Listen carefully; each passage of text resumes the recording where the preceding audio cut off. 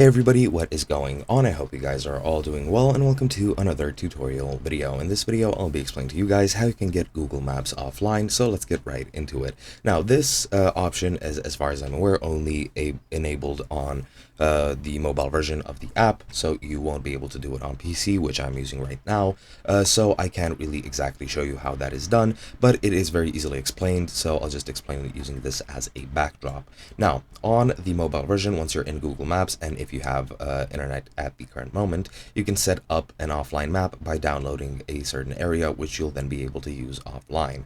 So what you need to do is you need to click on your initial or profile icon in the top right, and then once you're there, you'll have this option menu, which you can freely use.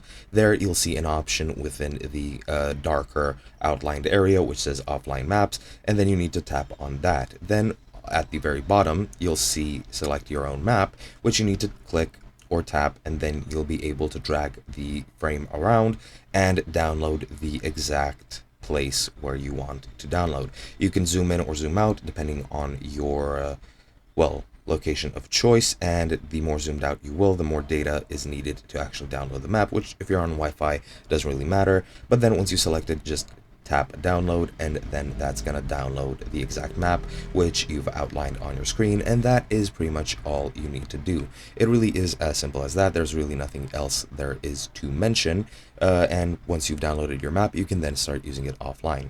Hope you guys enjoyed, and I'll be seeing you guys in another video.